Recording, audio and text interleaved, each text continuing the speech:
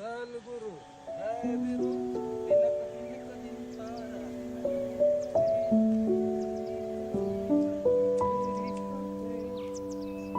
वाहते, संत वाहते सोळशी नदी आणि सोळशी नदीवर खाली सोळशी आणि कोयना कांदाटी मिळून हे खाली असणारं कोयना धरण आणि हे कोयना धरणाचं भव्य तुम्ही पाणलोट क्षेत्र बघू शकता. पण समस्या अशी आहे मित्रांनो, समस्या अशी आहे की म्हणतात ना धरण उशाला आणि कोरड घशाला. आमच्या शेतकऱ्यांची अवस्था बघा, हे सुंदरचे काही शेतकरी अवस्था बघा, पाण्याचा एक थेंब नाही.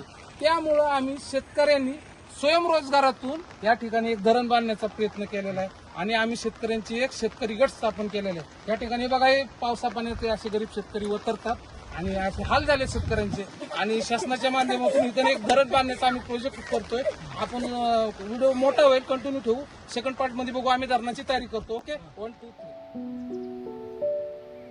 हा व्हिडिओ काढण्याचा एकच हेतू आहे की लहान मुलांची बुद्धी विकसित झाली पाहिजे आणि लहान मुलांना गावाकडची ओढ निर्माण झाली पाहिजे.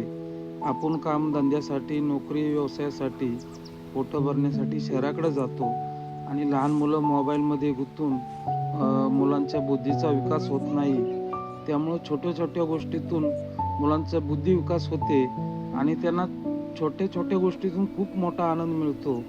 लहान मुलांना आनंद साजरा करण्यासाठी खूप जास्त खर्च करावा असं मला वाटत नाही.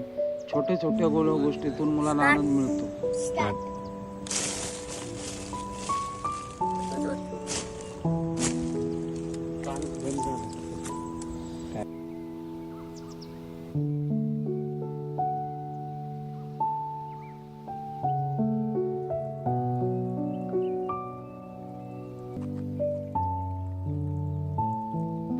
आणि अशा पद्धतीनं तुम्ही बघू शकता धरणामध्ये पाणी भरतंय आणि शेतकऱ्याच्या संघटनेला कुठंतरी यश आलंय आणि धरणात पाणी जाताना शेतकऱ्यांच्या चेहऱ्यावर सुद्धा आनंद दिसतोय. तुम्ही बघू शकता धरण पूर्ण भरलेलं आहे. आणि पत्रकार साहेब हे शेतकरी दाखवा. हे बघा, हे जागरूक साहेब शेतकरी आहेत सौंदर्य गावचे आणि आमचे गुरु साहेब.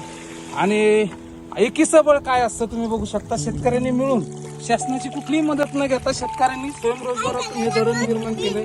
आणि मी मुख्यमंत्र्यांना एकनाथ शिंदे साहेबांना आवाहन करीन की तुम्ही बघू शकता शेतकरी अशा हालाकीमध्ये कृषी विभागाचे जीवन जगतायत. आपण नक्कीच या शेतकऱ्यांसाठी काहीतरी मदत करावी.